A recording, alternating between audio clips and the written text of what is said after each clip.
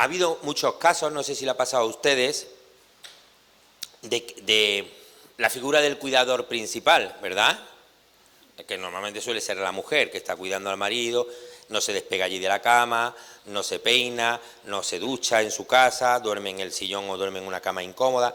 Y cuando ya lleva meses, nosotros el equipo, váyase usted, descanse un ratito, vaya no sé qué, no sé cuándo, que no me separo de aquí, que yo de mi marido no me separo mientras esté así, que no sé qué, no, esa...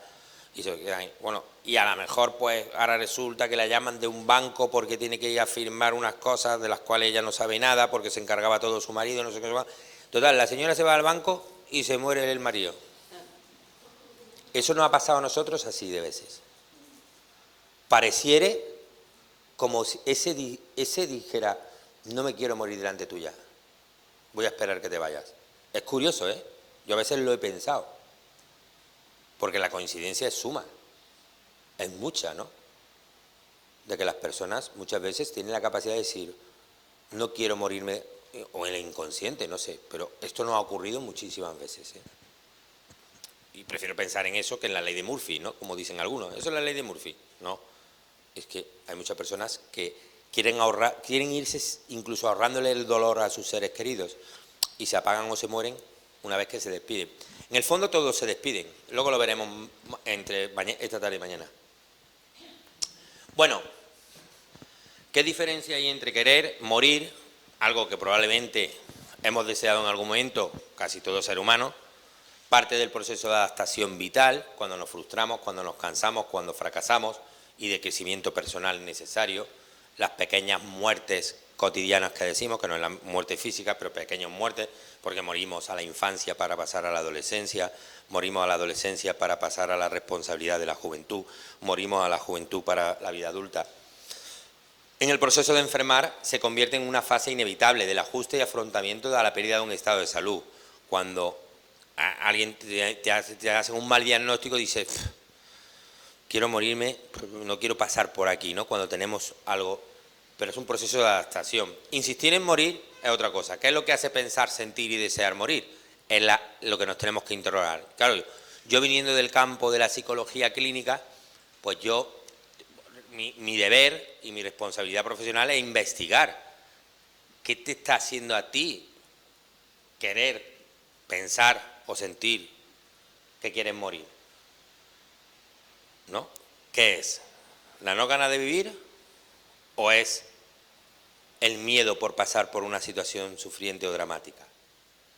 Desde los condicionantes externos, personas en idénticas circunstancias no insisten en morir. Es decir, con lo cual la patología en sí no debe ser. Al recibir cuidados integrales o cuidados paliativos muchas veces desaparece la insistencia en morir. De hecho, esto está muy contrastado, tanto en Bélgica como en Holanda. En el momento que han ido aumentando por asociaciones pro vida, hospicios o unidades de cuidados paliativos, las peticiones de eutanasia en Holanda y en Bélgica han ido decayendo, no han ido en aumento. Y esto es un dato a considerar importante, ¿eh? Es decir, cuando nosotros ofrecemos o cuando la sociedad ofrece cuidados paliativos, cuidados integrales, los índices de peticiones de eutanasia, que ya son pocos, pero bajan, ¿no? Esto es importante. Y eso está contrastado científicamente. Cuestiones internas marcan esa variabilidad: pensamientos, sentimientos, deseos procedentes de experiencia vivida, estrategia de afrontamiento, creencias, valores e ideales y personalidad. Claro, si se fijan, yo estoy diciendo en cuál es el motivo para insistir a morir. Y yo defiendo aquí y digo, oye, los condicionantes externos no, porque personas en otras circunstancias no insisten en morir, ¿no? Eso se entiende, ¿no? Racionalmente. Es decir, si fuera porque, mira, todos los cánceres de páncreas, como son muy dolorosos y muy desagradables, porque el paciente puede terminar echándolo por la boca, el páncreas, pues todos piden morir. Eso no ocurre. O todos los lesionados medulares piden morir. Si eso ocurriera, tendríamos una respuesta, diríamos, oye, pues este condicionante externo es el que motiva la conducta de pedir morir. No. Pero lo que motiva la conducta de pedir morir son cuestiones internas, privadas, individuales, ¿no? ¿O no? Con lo cual son consideraciones psicológicas. ¿Me siguen? Entonces, ¿cómo argumentamos una ley en función de la enfermedad, de condicionantes externos? ¿Me entienden? No tiene sentido. Estamos fundamentando una ley y un derecho en condicionantes externos. No. El motivo para que yo pueda dar la eutanasia es que usted tenga que tener una enfermedad terminal o que usted valore que tiene poca calidad de vida o que usted no quiera seguir viviendo así y tenga una enfermedad incurable, tipo los enfermos de ELA, ¿no? Serían esos. Vale. Eso es lo que dice la ley, ¿no? Pero pues aquí el problema es la psicología del individuo. Hay individuos más fuertes y menos fuertes, ¿no? Entonces, cuidado. ¿Cuáles son los motivos para pedir morir? Se han hecho investigaciones. ¿Por qué la gente pide eutanasia? En un 57%, pérdida de la independencia. En un 55%, pobre calidad de vida. En el tercero, estar preparado para morir. En el cuarto, desear controlar el proceso de morir. El quinto, no encontrar sentido a la comunidad de la existencia. El sexto, dolor físico. El séptimo, pérdida de dignidad. El octavo, verse a sí mismo como una carga. El noveno, fatiga, en un 31%. El décimo, incapacidad para cuidar de sí mismo, pérdida de autonomía. El 11, incapacidad para realizar actividades placenteras. El 12, querer morir o controlar la muerte en casa. Oregón, Estados Unidos, año 2000. Un estudio que se hizo, cuáles eran los motivos para que usted pida la eutanasia. ¿Qué ven ahí? ¿De qué tipo de motivos son la mayoría? Los 4 primeros. ¿En qué dimensión está? ¿En la dimensión física, en la dimensión espiritual, en la dimensión biológica? Psicológica, espiritual, ¿no? Psicológica, espiritual. Solamente en el 6 sale el dolor físico. O el 9, la fatiga. En algunos casos las personas, en esta misma investigación que se hizo en Oregón, junto con la de Holanda más adelante, en el 2016, cambiaron sus ideas suicidas iniciales al ofrecerle un tratamiento paliativo. Y según las estadísticas, los aspectos negativos producidos por la percepción que tiene la persona de dependencia y falta de control tendrían en la demanda del suicidio asistido una importancia mayor que el malestar suscitado por los síntomas físicos. Es decir, cuando la gente pide la muerte, no lo está diciendo por la enfermedad física, lo está diciendo por el malestar de orden espiritual, social y psicológico. En resumen, por cuestiones humanas, no por cuestiones médicas. Por lo tanto, de un enfoque paliativista del problema, sería relevante centrar la atención en los cuidados emocionales, espirituales, psicológicos. De hecho, la implantación universal de los cuidados paliativos con este enfoque es, a juicio de nuevo de la Organización Mundial de la Salud, que es una organización libre de sospechas, es mucho más urgente y prioritaria que los países legalicen la eutanasia. ¿Por qué? Porque las personas lo que están pidiendo es que le demos cuidados integrales. Las personas lo que están pidiendo es que le demos cuidados humanos, no eutanasia. Y esto está investigado y descrito. Y cuando nosotros ofrecemos cuidados integrales, cuidados de calidad, pues acompañamos a morir. Nadie quiere morir, pero acompañamos a morir. Ustedes piensen que fuéramos una sociedad capaz, y ustedes tienen mucho de eso en inspiración, porque ustedes surgen de la asistencia a domicilio. Yo soy un defensor de que la gente tiene que morir en su casa. Hay gente que no. Yo soy un defensor de que los cuidados paliativos habría que hacerlo en casa. Los hospitales no enferman. Los hospitales no enferman. No es un sitio para morir. De hecho, en todas las ciudades está a nivel popular, está el Hospital de los Muertos, ¿no? No le dicen eso, no, la gente, las familiares, ¿dónde te han mandado a tu padre? No, me lo han mandado, allí mandan a todos los que van a morir. Eso no ha pasado, ¿no? En todas las ciudades existe un hospital así, de desechos, ¿no? Qué mal lo estamos haciendo como humanidad vulnerable. Qué mal lo estamos haciendo. Y lo digo con el corazón encogido. ¿Por qué no hacemos? Porque la gente muera en su casa.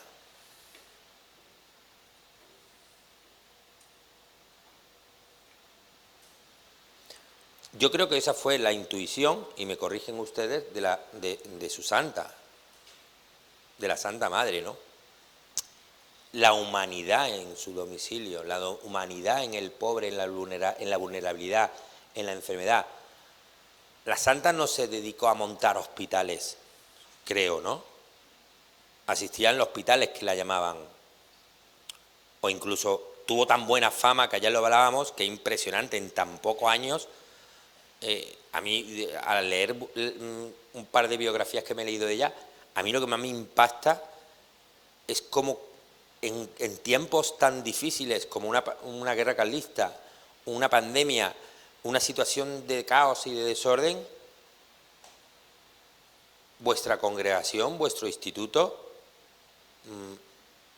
prolifera de una manera magnífica por toda España. Es impresionante. Porque, claro, quien no ve ahí las señales del Espíritu debe estar ciego, porque es que es imposible que en tan pocos años asistir y fundar tantas casas. ¿Cuántas casas montó? 52 creo que fueron, ¿no? 43. Perdone la Santa que le he dado 10 casas más, ¿no? O 13. 42 casas. 42 casas y vocaciones. Es impresionante. ¿En cuántos años? ¿Eso cómo se hace? Lo digo de verdad, es que yo no conozco ningún instituto, ninguna congregación, ninguno que en tan poquitos años haya fundado lo que ha fundado. Ninguno. Pensemos en San Juan de Dios. Tenía una casa montada, una. Y se abrió cuando él se murió. Ese que tampoco, ¿sabes? Vuestra Santa, 42, ¿no? Vocaciones. Entonces, yo creo que ahí hay una intuición, ahí hay un signo de los tiempos, en el principio del siglo, porque ella duró a principios del siglo XX, ¿no? Y decir, oye, necesitamos humanidad en el domicilio, necesitamos asistir a los vulnerables, necesitamos crear hogares de caridad, ¿no? Y para mí eso es fascinante. Y creo que ustedes que se están formando, que se están planteando de alguna manera el estar presentes en el siglo XXI de una manera efectiva, impactante, creo que esa idea nos da muchas luces, ¿no?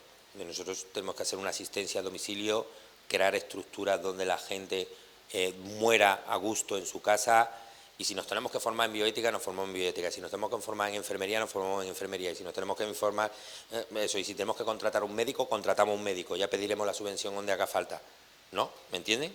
Eso es a lo mejor el siglo XXI, cómo nos tenemos que actualizar, pero es otra cosa distinta. Pero la idea fundamental es la asistencia a domicilio. Para mí eso entronca con el concepto de cuidados paliativos, porque los cuidados paliativos se definen por ser unos cuidados integrales y humanos, y eso solamente se puede hacer en hospicios, que vienen de la palabra hogar, realmente, o en casa del paciente, pero no en hospitales. Si no, vean ustedes, los hospitales donde trabajen unidades de cuidados paliativos, ¿qué ocurre? Son las peores habitaciones del hospital, son habitaciones normalmente con 2 camas, y cuando ya lo vemos casi estirando la pata, lo dejamos solo y sacamos al otro paciente corriendo.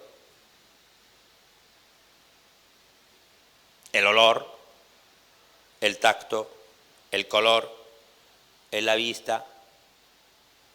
¿A quién le gusta morirse en una habitación fea, blanca y con azulejos?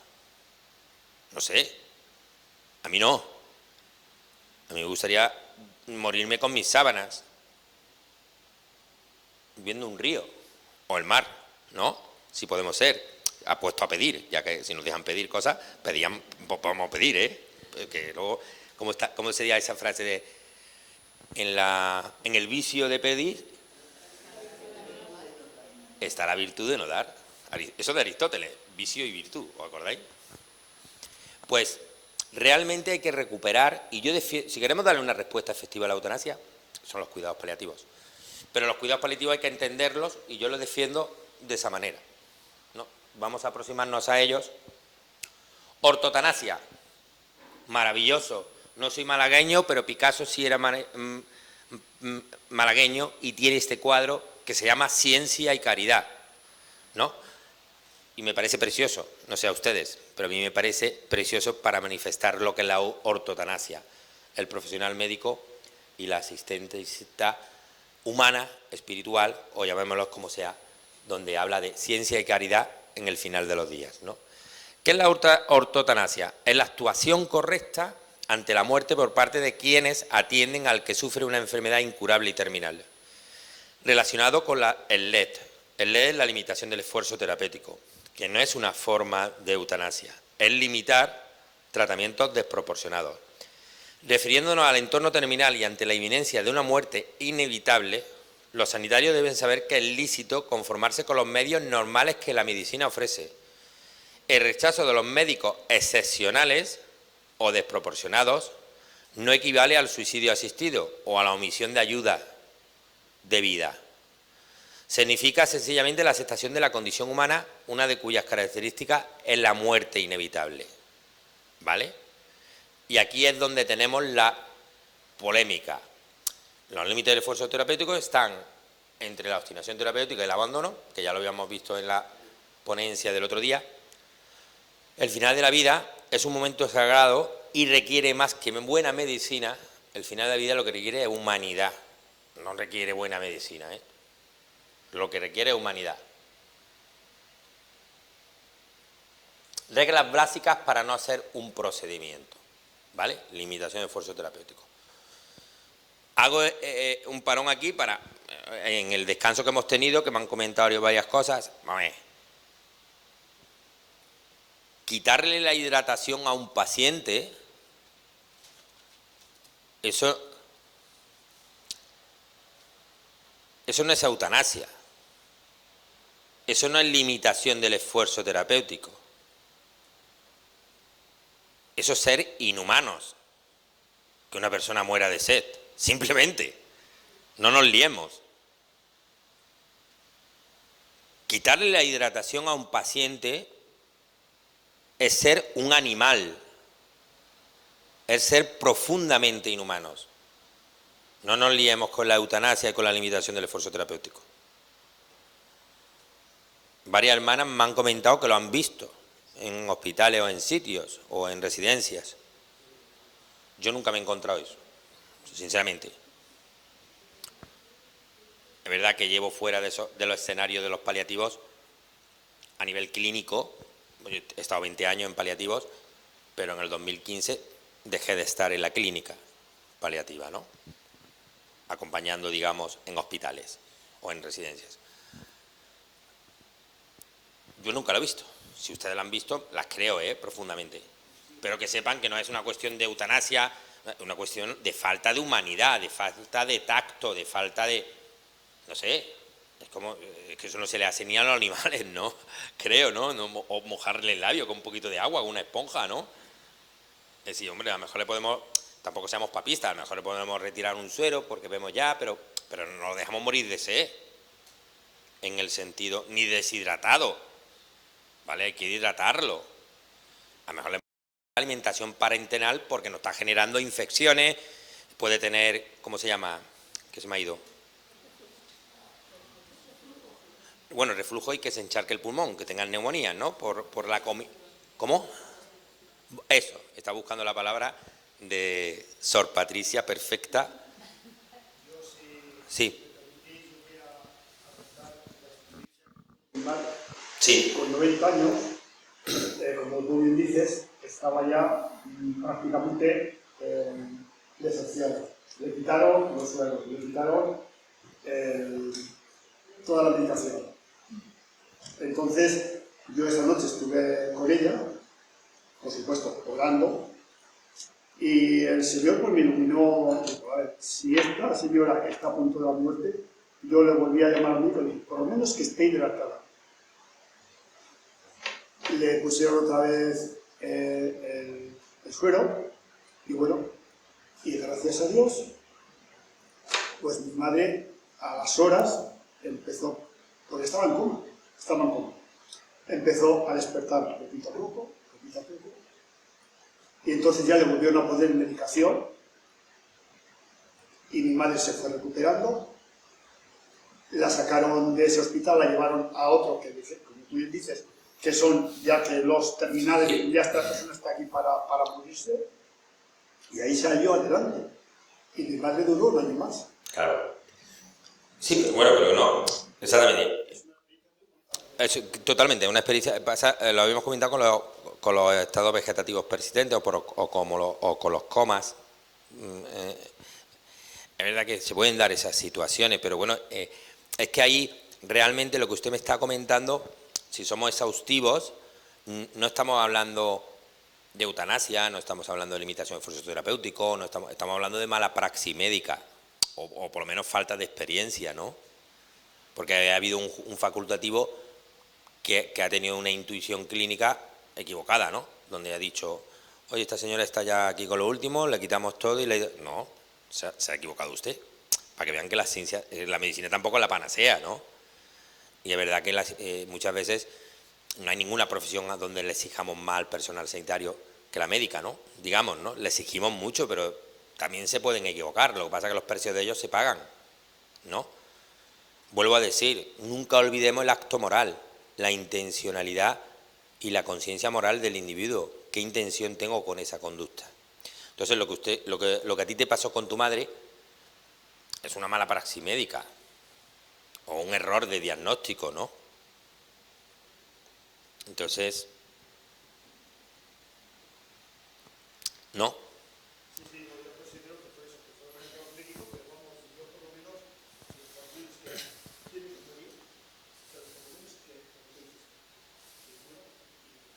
Claro. Y bienvenidos los errores. Porque cuando suceden los errores, suceden el milagro. Porque nosotros para ser santos a alguien necesitamos que alguien se encomiende cuando está desahuciado de los médicos. Y cuando los médicos le dicen que tiene un cáncer por el cual no va a poder ni hablar, ni vivir, ni le ponerse de pie. Y resulta que se encomienda a un santo y ese cáncer no es que no tuviera un error el médico, sino que el milagro le hace tener un error en el pronóstico, ¿no? Entonces también hay que verlo desde esa perspectiva. Pero quiero que ustedes tengan claro que no ocurre eso en todas las cosas, porque me parece que estamos aquí como... A mí, por eso yo soy tan radical. Es que para mí, ¿quién me lo ha dicho antes? Me parece que ha sido una hermana, no recuerdo. Pero es verdad, es que si va a morir la persona, que muera hidratado, ¿no? Es decir, es que la deshidratación no es una cuestión de eutanasia, ni de limitación de esfuerzo terapéutico, ni de medio proporcionado, sino es algo puramente inhumano, ¿no? Porque es que añadimos un sufrimiento innecesario. La deshidratación genera muchos cortocircuitos en nuestra biología, además de dolor. Entonces, a mí me parece, aparte de una mala praxis médica, enfermera, sanitaria, son cuidados básicos, ¿no? No sé, es como, voy a poner algo muy escatológico, muy feo, es como si un enfermo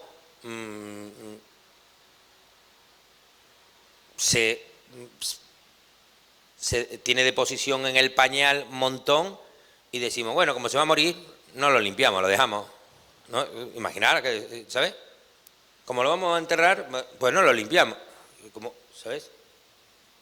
Es decir, la dignidad, ya lo veremos luego con los derechos del enfermo terminal, la dignidad de ese ser es post-mortem y perimortem y premortem. Sí, la dignidad se basa muchas veces en los cuidados básicos de higiene e hidratación, ¿vale? Y en algunos casos de alimentación, ¿no? Depende. Pero los cuidados básicos. Vale, la limitación del esfuerzo terapéutico, reglas básicas, para que ustedes lo tengan claro, miren qué sencillo. Si es innecesario, es decir, cuando el objetivo se puede obtener con medios más sencillos, no se hace el tratamiento. Estas son las reglas básicas para limitar un tratamiento, para no hacer un procedimiento. Si es innecesario, si es inútil, porque el enfermo está en una situación demasiado avanzada para responder al tratamiento. ¿Para qué le voy a dar quimio si es inútil en la situación que está? Con lo cual, limitación del esfuerzo terapéutico. Si es inseguro, porque sus complicaciones sobrepasan el posible beneficio. El ejemplo que yo ponía de la alimentación. Si le doy alimentación y va a tener una broncoaspiración que me va a generar un conflicto mayor, pues es inseguro alimentarlo, ¿no? Por sonda o de manera de deglución natural. Si es inclemente, porque la calidad de vida ofrecida no es lo suficientemente buena para justificar la intervención. Es decir, si yo voy a hacer algo inclemente que le va a generar peor calidad de vida, pues tampoco lo hago, ¿no? Porque no, ni lo va a salvar y encima le va a dar peor calidad de vida. Es que es lógico. Si es insensato, porque consume recursos de otras actividades que podrían ser más beneficiosas para el paciente. Si se dan cuenta, la limitación del esfuerzo terapéutico se basa en estos 5 códigos, en esas 5 palabras: si es innecesario, si es inútil, si es inseguro, si es inclemente y si es insensato, resumida en esa de la sensatez. Es que la limitación del esfuerzo terapéutico parece una palabra muy técnica, no se líen ustedes, es lo que es sensato, ¿no? Porque si es inseguro, si no sirve para nada, es inútil, si es innecesario, al final la conclusión ¿cuál es? En estas situaciones hace falta saber más medicina para saber lo que no hay que hacer, que para saber lo que hay que hacer. ¿De acuerdo? Con lo cual, no nos liemos en esto. Y el límite del esfuerzo terapéutico, pues es un término que intenta dar respuesta a esa frontera que a veces hay entre la eutanasia y los cuidados paliativos.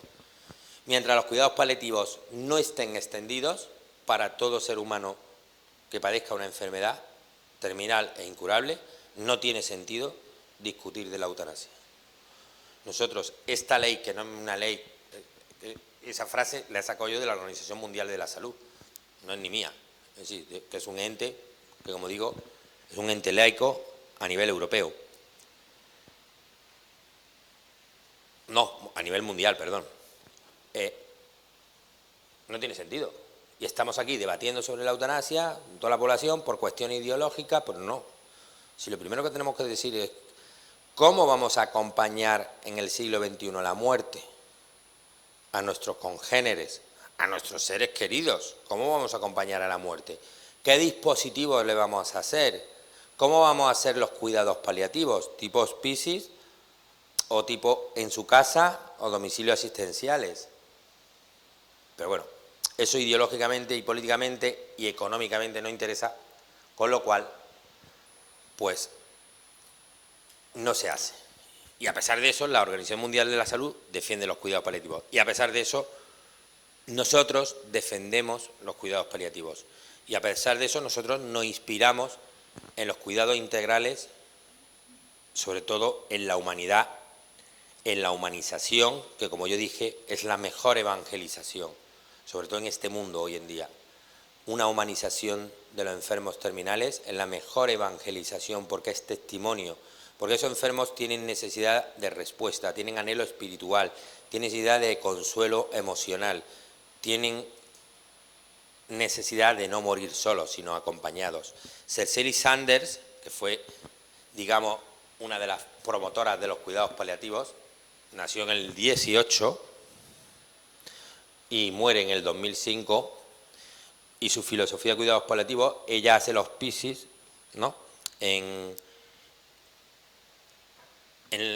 Londres, creo, donde monta el primero. Era una enfermera y ella pensó, mira, los enfermos terminales, los cuidados paliativos los tenemos que hacer, no los podemos hacer en hospitales, Es verdad que también no los podemos hacer en muchas casas, porque son casas pequeñas, porque son pisos, porque no son cómodas, porque el baño no está adecuado.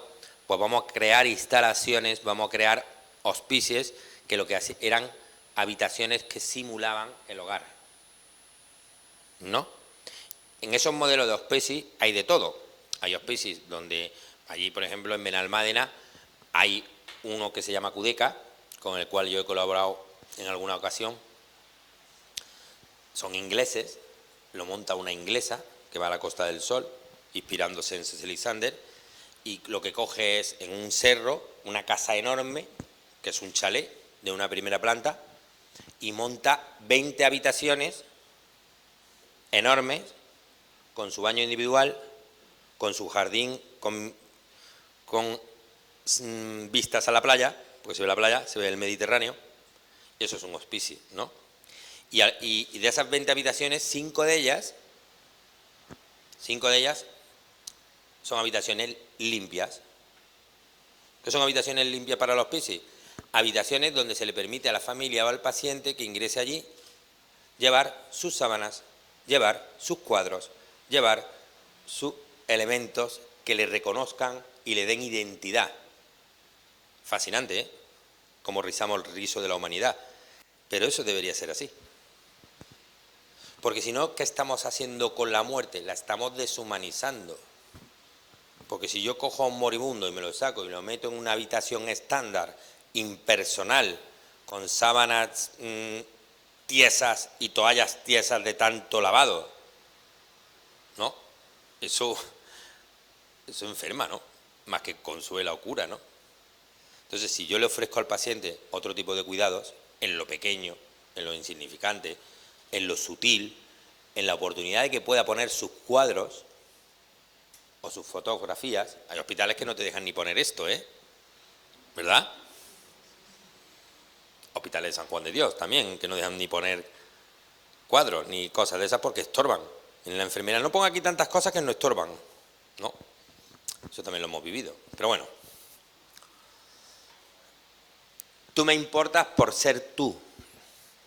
Importa hasta el último momento de tu vida y haremos todo lo que esté hasta nuestro alcance, no solo para ayudarte a morir en paz, sino también a vivir hasta el día en que mueras. Esta era Cecily Sander. Dentro de este contexto, dentro de la medicina europea, la medicina americana es un poco diferente, pero sepan ustedes que la calidad total de la atención, según nuestra administración pública, en una sanidad supuestamente pública, sería hacer una medicina preventiva, hacer una medicina curativa, hacer una medicina rehabilitadora o hacer una medicina paliativa. Digamos que son los 4 pilares de un sistema sanitario bien engranado, ¿vale? Hay a veces donde se invierte más en la preventiva, otras veces más en la curativa, otras veces más en la rehabilitadora y otras veces en la paliativa. Ahora mismo estamos en un periodo, si se dan cuenta, que la mayoría de políticas sanitarias o de gestión sanitaria están muy centradas en lo que se llama la medicina preventiva, ¿verdad? En prevenir enfermedades, en hacer campañas de sensibilización al sobrepeso, al tabaquismo, a una serie para hacer una medicina preventiva. En detrimento de una medicina paliativa que no estamos haciendo nada más que escribiendo la ley de la eutanasia, ¿no? Los cuidados paliativos, pues la medicina paliativa es una forma de entender y atender a los pacientes terminales, opuesta a los dos conceptos extremos que hemos visto, de distanasia y de eutanasia. Es un cambio de mentalidad ante el paciente terminal. El conocimiento de cuándo se debe iniciar ese cambio, si no puedes curar, aliviar, y si no puede aliviar, por lo menos consuela. Esto muchas veces hay conflictos a nivel de especialidades, por lo que decía, porque es un proceso que está ahí. De hecho, darse en cuenta una cosa, es que no existe en España la especialidad de cuidados paliativos. VIAMIR. Entonces, ya con eso se dice bastante, ¿no? Entonces, muchas veces el oncólogo termina siendo el médico de referencia y un oncólogo no está capacitado para ser paliativos, porque los paliativos se basan en unos cuidados integrales, humanos, emocionales y espirituales, más que médicos. Por lo tanto, los cuidados paliativos se definen como el estudio y el manejo de los pacientes con enfermedades activas y en estadios avanzados, para quien el pronóstico es limitado y la prioridad de los cuidados se encamina a la calidad de vida.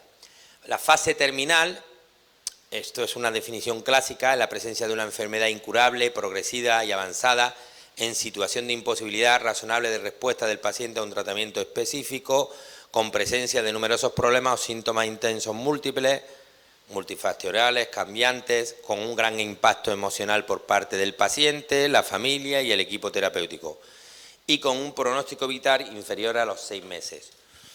Este concepto de fase terminal no es muy exacto, porque ustedes lo habrán escuchado muchas veces en cuidados paliativos, que se ha dicho, y esto confunde mucho al personal sanitario y a la sociedad. Los cuidados paliativos dicen, no, es un enfermo con 3 años, con 3 meses, solamente con un límite de tiempo de vida de 3 meses o de 6 meses. Poner el tiempo es un poco equivocado, ¿no?, para definir la fase terminal. Puede haber fases terminales de 1 mes, puede haber de 3 meses y puede haber casi de 1 año. Y son fases terminales igualmente, ¿eh? ¿Me siguen con esto? Lo digo porque esto ha habido siempre controversia en los paliativos, porque siempre han querido limitar los paliativos a 3 meses o a 6 meses de duración de la enfermedad, lo cual es incierto. Las claves de atención al final de la vida, por la OMS de nuevo marcado, una dimensión global, contemplar al paciente en todas sus dimensiones, una comprensión, es decir, explicarle lo que necesita en esos momentos tan difíciles, tanto al paciente como a la familia. Yo me pregunto, ¿esto se hace? Es que no se hace. Es que luego queremos que la gente muera bien, muera aceptando la muerte, pero es que a la gente no se le informa, por miedo, o por conspiración del silencio, o por negación de la verdad, pero a la gente no se le está informando, no se le está comprendiendo. Oye, mire, usted tiene esto, usted va a pasar por esto, usted va a necesitar esto, ¿cómo quiere que lo hagamos? Así es como si ya debería ser un buen consentimiento informado, pero muchas veces no lo hacemos por no abrir un melón. Y esto es una dificultad. El acercamiento humano, la humanización, hacerle llegar el cariño de su familia y amigos, la implicación familiar en el proceso. A los familiares también hay que informarles. Muchas veces los familiares, muchas veces los enfermos, muchas veces en paliativos la gente tiene miedo. ¿Y sabes lo que da más miedo? La incertidumbre, el no saber. De ahí viene el miedo. Si sabes, si tienes certeza, te podrá gustar más o menos, te podrás cabrear o no cabrear, pero no vas a tener miedo. ¿Me siguen? Entonces recuerden siempre eso, cuando la gente tiene miedo es porque no está bien informada, porque nuestro cerebro, nuestra cabeza no funciona bien en la incertidumbre, no funciona bien en lo desconocido.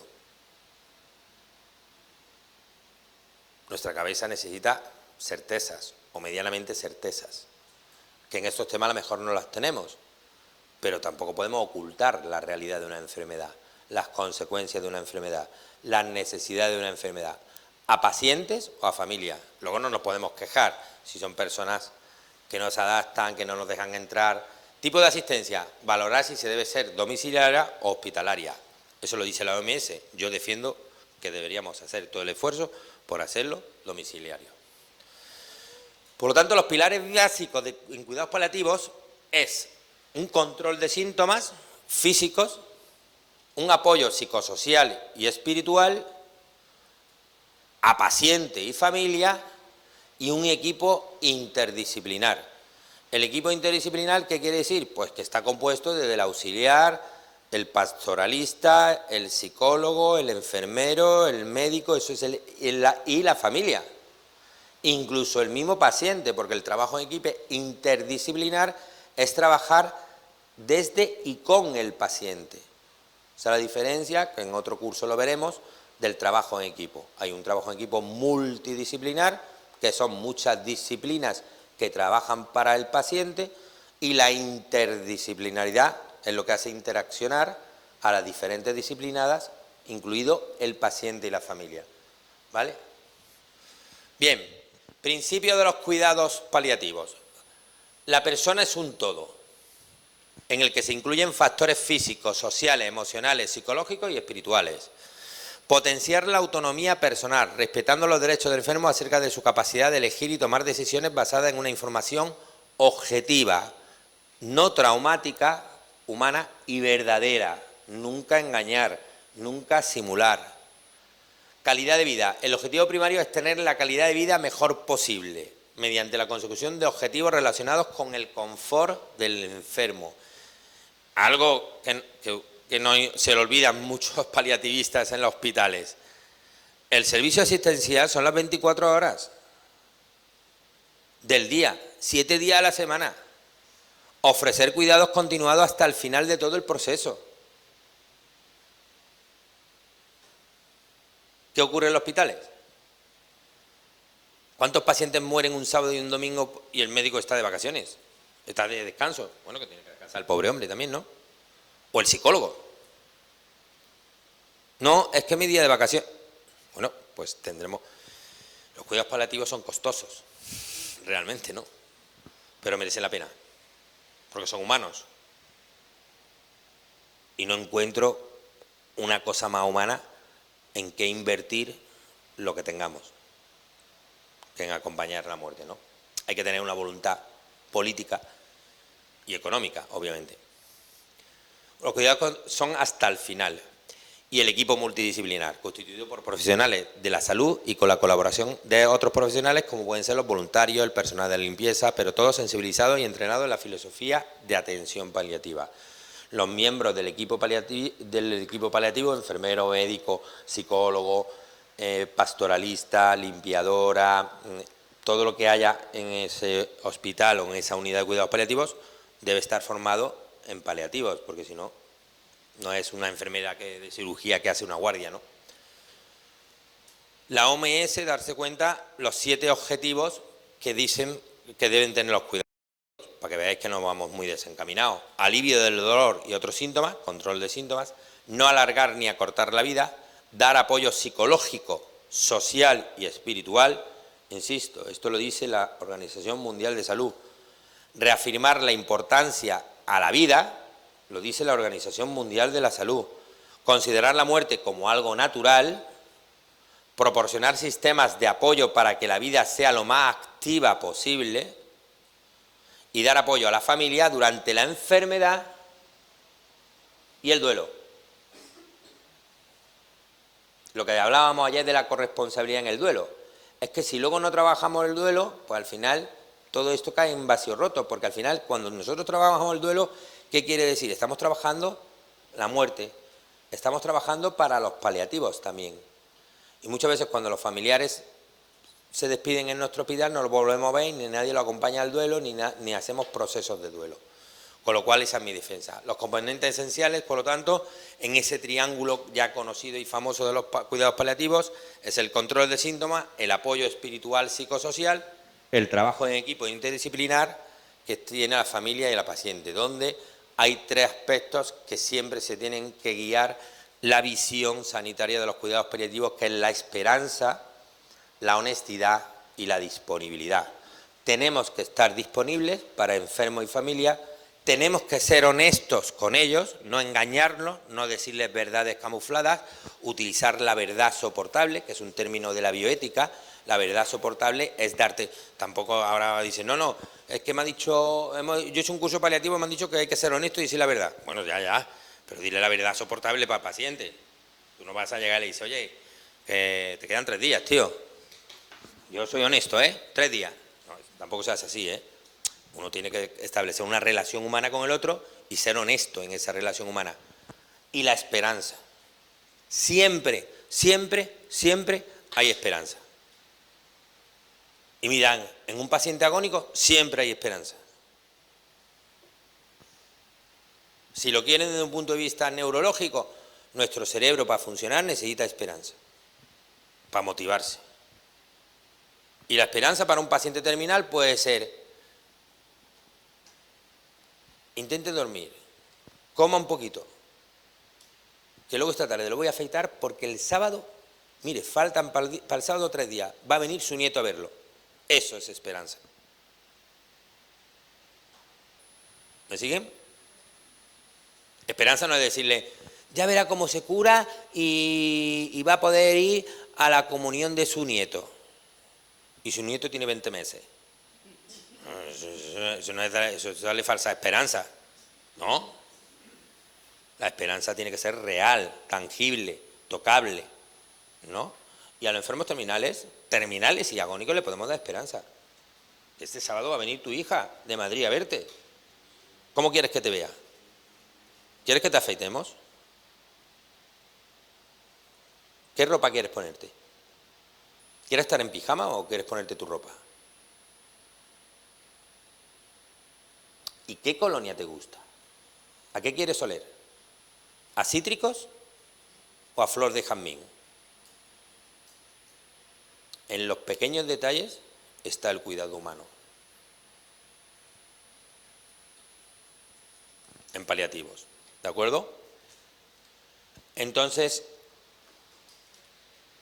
para terminar de fundamentar los cuidados paliativos, aceptado y centrado en el paciente, trabajo, tratamiento de síntomas, habilidad de comunicación, atención espiritual, social y ético-legal, programa de formación en reanimación cardiopulmonar para los sanitarios y atención a la muerte inminente y al duelo, ¿de acuerdo? Eso es lo que los paliativos precisan o necesitan.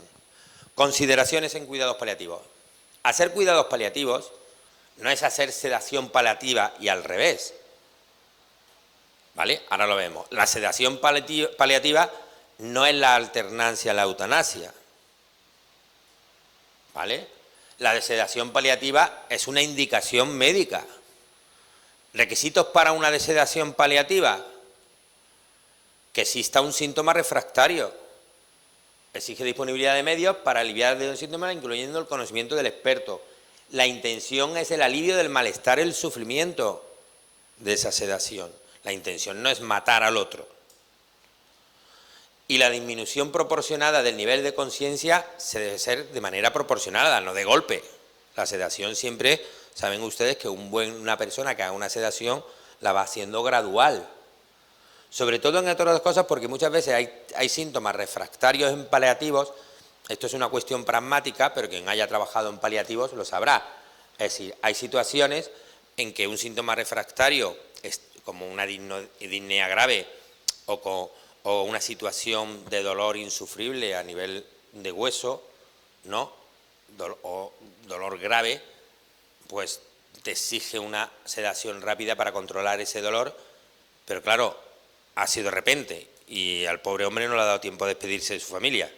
Entonces también esa consideración hay que tenerlo en la sedación. Bueno, pues voy a hacer una sedación no bestia, sino gradual, para que tenga flashes de conciencia soportables con el dolor que le permita despedirse de sus seres queridos, porque ha sobrevenido esto de golpe, ¿vale? Eso sería una buena praxis de la sedación paliativa, por eso insisto en que tiene que saber hacerlo. Y por supuesto el consentimiento informado. Hay que informar al paciente antes de sedarlo, no lo informe después de sedar porque no se va a enterar, ¿no? Que hay muchos médicos que lo hacen así. Antes de sedarlo, no, informarlo bien. ¿Le ha quedado claro, queridas hermanas? ¿Seguro o insisto? Insisto, porque no quiero que tengan confusión en esto. Sedación paliativa, eutanasia. La intención, el proceso y el resultado. Uno lo pintado de blanco y otro de gris más oscuro. Y son cosas diferentes, ¿vale? Para que se lo graben en la memoria. La sedación paliativa, la intención es el alivio del sufrimiento y la pérdida de la vida consciente. En el proceso es fármacos ajustados. El resultado es el alivio del sufrimiento, aunque inevitablemente se acorte la vida. Eso es una sedación paliativa indicada. La eutanasia, la intención es la muerte, liberar la cama, que hay lista de espera, quitármelo del medio. Pérdida de la vida física, es la intención. El proceso, en cuanto a medicación, son dosis letales. La gente que hace eutanasia piensan que el paciente es un caballo, le meten un chute Porque lo que no quieren es equivocarse. Piénselo. Si usted es médico y cree en esto, en la eutanasia, no se la va a jugar, ¿no? La dosis que mete, ¿cuál es? Para un caballo, ¿no? Y el resultado es la muerte. Vale. Lo ha quedado más o menos claro, ¿no? Dentro de la sedación paliativa, para mí, desde mi punto de vista, y que todavía no tengo una respuesta muy formulada a pesar de tantos años que llevo, es la sedación en el sufrimiento espiritual o psicológico. ¿La debemos hacer o no? ¿No? ¿Verdad? Porque la sedación paliativa en el síntoma refractario lo tendríamos claro, ¿no? O en el síntoma físico, doloroso. Pero en el sufrimiento espiritual o existencial es una situación muy compleja que solo debe manejarse por un equipo muy experto en cuidados paliativos. Reservar esto para pacientes en etapas muy avanzadas, no al principio de la etapa. No vamos a justificar una sedación paliativa. No, porque es que este hombre no se espera la muerte, no tiene afrontamiento para la muerte. Bueno, pues que empiece a tenerla. Vamos a ponerle un psicólogo, vamos a ponerle un pastoralista, vamos a ponerle lo que necesite, ¿no? Pero no vamos a sedarlo porque está llorando porque se va a morir. ¿Me entienden? Ni tampoco le vamos a dar un antidepresivo, ¿no? ¿Para qué le va a dar un antidepresivo? Está llorando, que llore, no pasa nada. Está llorando. ¿Cuál es el problema en llorar? ¿Cuál es? Que llore. ¿Vale? Reservar para pacientes con etapas avanzadas, no para catalogar los síntomas como refractarios, solo debe hacerse después de un periodo refractario a nivel de sufrimiento. Es decir, que no sirva el patologista, que no sirva el psicólogo, que el paciente esté en edad avanzada. Repetidas evaluaciones por expertos en atención psicológica que han establecido una estrecha relación con el paciente, de comunicación emocional y su familia, junto con las terapias y enfoques rutinarios para la ansiedad, la depresión y la angustia existencial. La evaluación debe hacerse en el contexto de una sesión interdisciplinar. No decide un profesional, sino deciden todos los profesionales, integrados por representantes de la psicología, la pastoral y la ética, así como los que integran el equipo terapéutico habitual, médico y enfermero. En la rara situación en que esta estrategia de sedación paliativa en estos casos sea adecuada y proporcionada a la situación, debe iniciarse de forma intermitente. Hacer sedación intermitente, sabéis lo que es, ¿no? La sedación continua solo debe ser considerada después de ensayos repetidos de sedación respiro. Hay muchas veces que los buenos paliativistas, realmente en procesos de enfermedad avanzada que duran mucho tiempo, recurren mucho a este concepto que a mí me gusta mucho, que es sedación de respiro.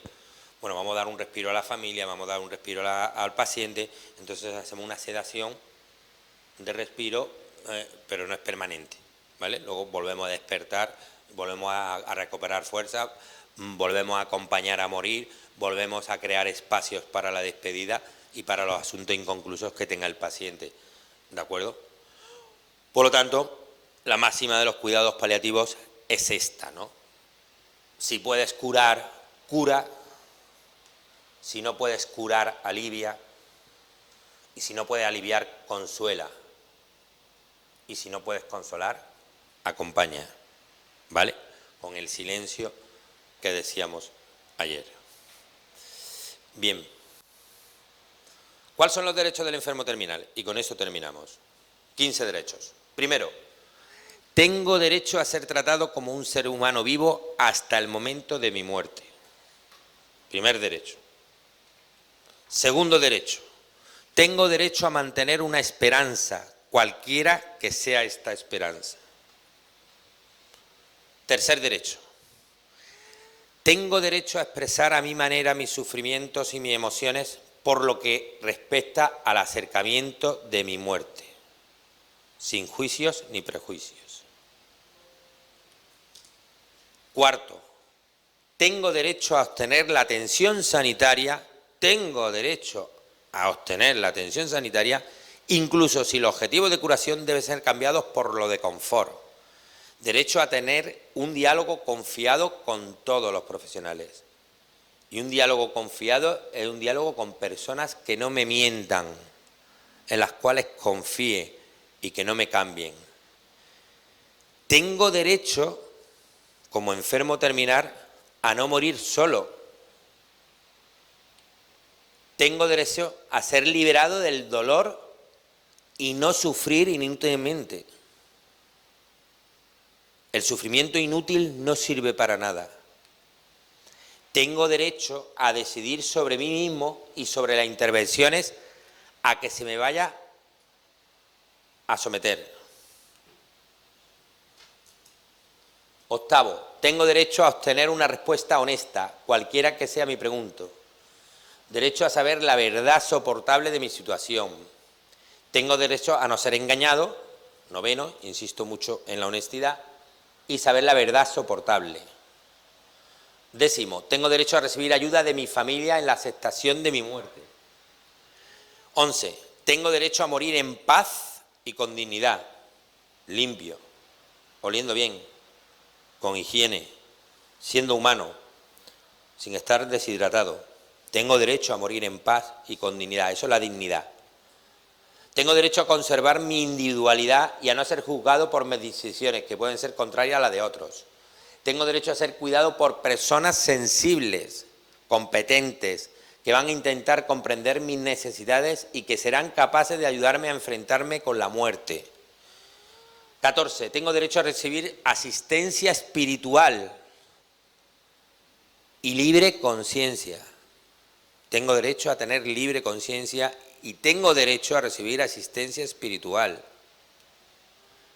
y religiosa, obviamente, porque lo espiritual abarca lo religioso. 15 y último, tengo derecho a que mi cuerpo sea respetado después de mi muerte. Estos son los derechos que cualquier enfermo terminal debe tener. El derecho a no sufrir inútilmente y el derecho a decidir sobre sí mismo se amparan y legitiman la decisión de renunciar a los remedios excepcionales en la fase terminal, siempre que tras ellos no se oculte una voluntad suicida. Hago estas acotaciones porque si no vayan a decir, ¿se ha contradicho en estas cosas? No. El derecho a no sufrir inútilmente y el derecho a decidir, la autonomía, siempre y cuando no haya una intención suicida. Estos derechos no son sinónimos de eutanasia pasiva.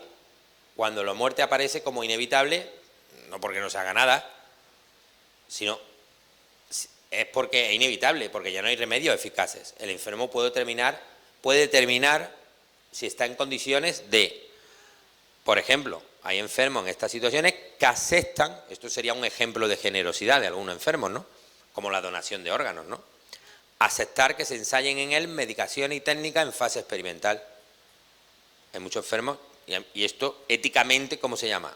Pues un acto de generosidad con su muerte, ¿no?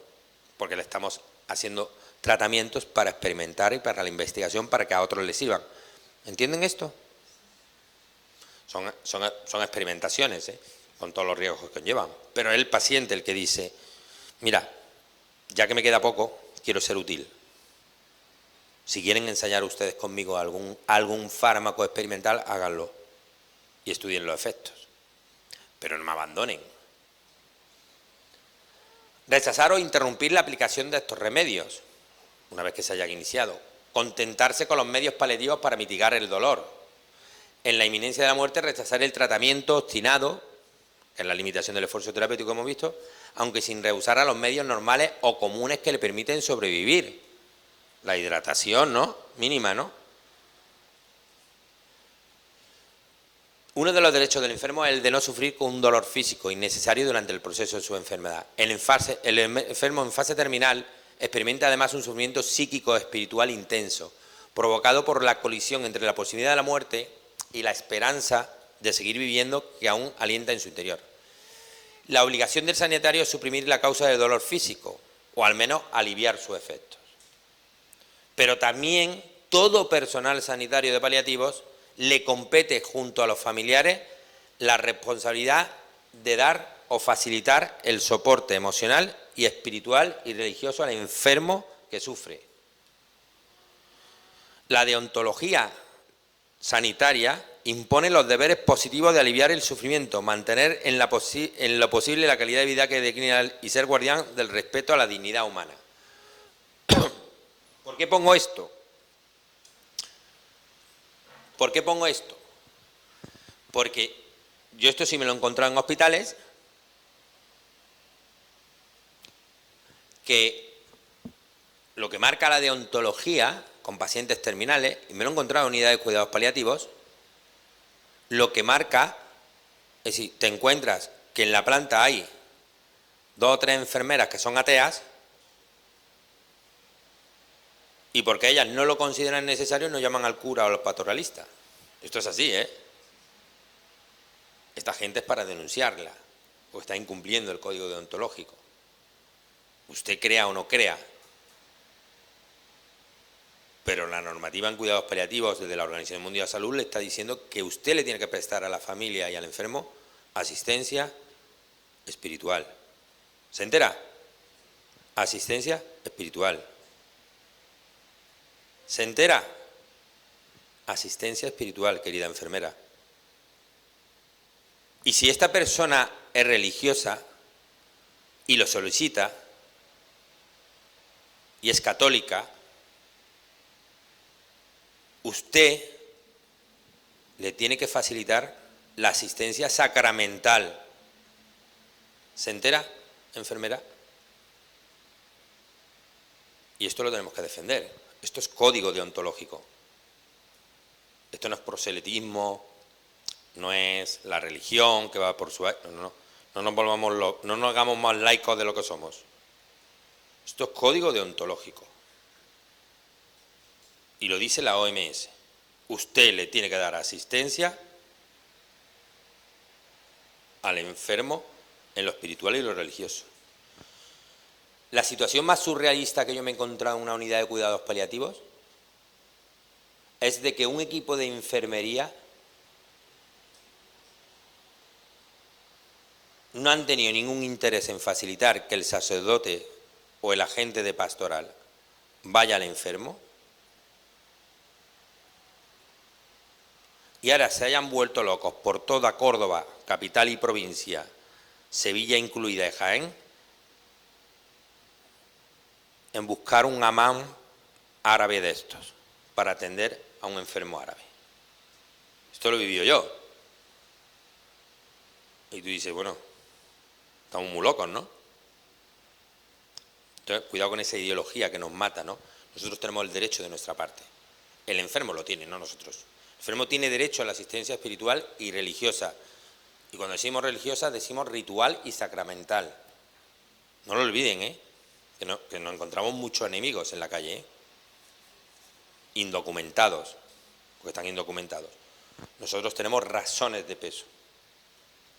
Bien, Erin Cassel, estos autores que nombro son pioneros de los paliativos, Cecil Sander, Elizabeth Kubler-Ross, ¿saben quién es Elizabeth Kubler-Ross, no? La médico estudiosa sobre la muerte, sembraron una semilla de compasión en el siglo pasado, largo tiempo olvidada, que servía de alimento a antiguos peregrinos sumidos en la desgracia y el olvido, los moribundos. Y sus palabras han conseguido hacer crecer el árbol de los cuidados paliativos. Callahan, que es un estudioso médico de este comienzo de siglo, es el gran jardinero de nuestros días. Nos propone que tratemos de buscar abonos, hacer podas, intentar injertos, disponer riegos, capaces de hacer crecer el árbol hasta que sea capaz de cobijar bajo sus ramas y ofrecer la frescura de su sombra no solo a unos pocos caminantes, sino a toda la humanidad vulnerable y sufriente, ¿no? Concluimos así nuestros cuidados paliativos con este cuadro, que no lo he conseguido entero y me ha salido ahí el enfermo, pero bueno, ya lo he localizado en la capilla y voy a hacerle una foto para que me saque el entero. O que alguna hermana caritativa me dé una estampita, que también lo tienen en estampitas. Y no me han dado ninguna estampita todavía. Y yo tengo que recurrir a poner ahí ese cuadro que no sale entero. ¿De acuerdo? Bueno, ¿tienen, queridas, alguna duda respecto al tema que hemos tratado? Que es un tema muy concerniente a ustedes. Más o menos ha quedado claro. Es verdad que le he dado muchos conceptos, que estamos por la mañana temprano, pero ha quedado claro la sedación, los cuidados paliativos, la ortotonasia, la eutanasia. ¿De acuerdo? ¿Suficiente? Vale. ¿Eso realmente se cumple en un hospital? No, claro que no se cumple. Es que tú vas a ir a una enfermera, oye, ¿me puedes llamar a un servicio religioso? Y que hacen mi caso. Deberían, hombre, todavía en los hospitales públicos hay servicios religiosos. Todavía en nuestros hospitales públicos hay capillas. Todavía, ¿eh? Ya mismo. Bueno, yo he conocido ya hospitales públicos que ¿cómo le llaman? Sí, un oratorio, que es sí, es algo como muy... Sí, es una mezcla ahí de santos y de figuras y dices, bueno, estoy aquí en un bazar de la religión. Si miro para un lado, estoy en el Islam. Si miro en otro lado, estoy con los ortodoxos. Si miro al frente, estoy con los cristianos. Si miro al techo, veo los judíos. Digo, ¿qué me queda? El budista, que también está. Bueno, pero esto son cosas de las modernidades. Mira, todo lo que yo he presentado es la defensa de los cuidados paliativos. Entonces, los cuidados paliativos, las leyes que se han hecho en España de muerte digna, que hablaban de los cuidados paliativos, de la implantación de los cuidados paliativos, esas leyes han sido un brindis al sol. No se han ejecutado por falta de presupuesto y porque no hay unidades de cuidados paliativos. No hay asistencia. El porcentaje de enfermos, yo creo que está, según las últimas cantidades, porque eso realmente no se saben, porque no interesa publicarlo, pero hay un 70% de enfermos que mueren sin cuidados paliativos en España. Un 70%. Entonces recursos no hay. Una vez que, si tú montaras en los hospitales unidades o fuera de los hospitales, hospicios o modelos de cuidados paliativos, pues quizás es más fácil de cumplir todo eso, porque la gente que tienes trabajando ahí, pues se tiene que guiar bajo unos derechos de enfermo, bajo unos derechos, ¿no? Pero claro, en un hospital de medicina interna, donde normalmente meten a los paliativos, donde están ocupando una cama ya demasiado tiempo, donde el médico tiene hipertensos, infartados, o gente con asma, o gente con fractura de cadera, o gente con no sé qué, no sé cuándo, pues claro, no sé cómo va a reparar que no lo estoy excusando, sino que los dispositivos no están hechos. En cualquiera de los casos, y desde el punto de vista de la gestión sanitaria, que entiendo un poquito, es decir, unos cuidados paliativos domiciliarios salen mucho más baratos, ¿no? Porque Bilbao, por ejemplo, ¿cuántos habitantes? No soy de Bilbao. ¿Cuántos habitantes tiene Bilbao? ¿Tantos? Vale. 400, ¿no? 400.000 habitantes, Bilbao. Yo supongo que Bilbao a nivel sanitario tiene distritos. Habrá 4, distrito norte, distrito sur, ¿no? Pues con que en cada distrito hubiera un equipo de cuidados paliativos, ya lo estaríamos haciendo. ¿Y un equipo de cuidados paliativos qué es? Un médico, una enfermera, un psicólogo, un pastoralista experto en bioética y un buen coche, tipo furgoneta. ¿Me explico? Y tú empiezas a trabajar con los enfermos en su casa. Eso sería muy factible. A más. Es verdad que hay voluntad política, pero no, ese no es el único problema que le veo. ¿Sabes cuál es el problema que le veo? La sociedad tan egoísta que hay en la calle. Que la gente te vaya a decir, no, yo mi padre no quiero que muera en mi casa, yo lo lleváis al hospital que yo no quiero oler aquí a muerto. Podría ser más ese contexto, dificultad. Pero sería cuestión de trabajarlo, ¿no?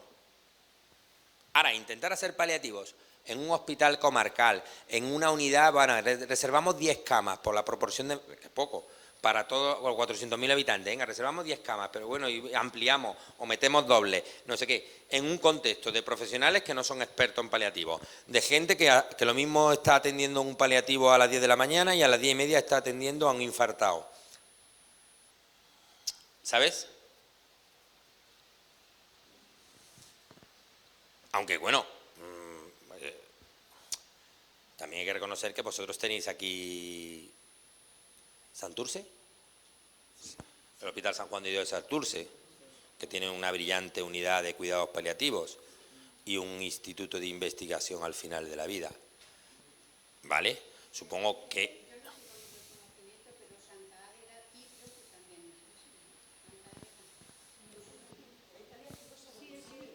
Sí. Hombre, tiene que haber... Vamos a ver, todas las leyes recogen. Eso lo marca la OMS, la Organización Mundial de Salud, lo hemos visto ahí como criterio. Hay que decidir, o el paciente y la familia decide si quiere el cuidado paliativo a domicilio o no. A domicilio hay en todas las ciudades, pero no las suficientes. La administración pública, ¿qué es lo que hace con los cuidados paliativos? La administración pública no le interesa los cuidados paliativos. ¿Por qué? Porque no me quiero gastar dinero en eso. Yo quiero cosas, cataratas, caderas, cositas de estas. ¿Qué hago? Cojo a los religiosos, San Juan de Dios, Santa Águeda, Hospitalaria. ¡Ey! Te concierto las camas. ¿Cómo? ¿Que te concierto las camas? Te voy a dar 300.000 euros al año. ¿Cómo? Sí, 300.000 euros al año, para ti. Te encargas de los paliativos. Ni me llames. No me pidas más dinero, ¿eh? Eso hace la administración pública. No aquí, en todos sitios. Ahora, claro, tienes ahí a los pobres religiosos y las pobres religiosas haciendo un malabarismo con 300.000 euros. Porque yo que soy la administración pública y tú has concertado conmigo, yo ahora te voy a exigir una ratio por cada 2 enfermos, quiero 5 enfermeras. Que 5 enfermeras son 100.000 euros al año de coste. Y quiero 2 psicólogos, y quiero 3 médicos, y quiero auxiliares, y quiero cocina, y quiero buena alimentación. Me da igual que usted vaya a un catering, que tengan buena alimentación. Yo la fiscalizo. Y si no cumple, le quito el convenio. Pero eso te lo dicen al 3er año, cuando tú, como entidad religiosa, has montado una infraestructura de 120 o 130 personas para atender los paliativos, y ahora no solamente estás haciendo un bien social dando de comer a muchas familias, que son tus trabajadores, y cumpliendo con la doctrina social de la Iglesia, sino que estás hipotecado al otro. Y la administración pública te viene, mire, hermano de San Juan de Dios, ¿sabes lo que pasa? Que nos hemos quedado sin presupuesto, que no le podemos dar 300, que le vamos a dar 200. Pero es que han aumentado los enfermos, entonces tiene que atenderlos. Esto es lo que ocurre. Ese ejemplo que le he puesto en sanidad ha ocurrido en educación, ha ocurrido en residencias de ancianos, ha ocurrido en todos los sectores. Ha ocurrido.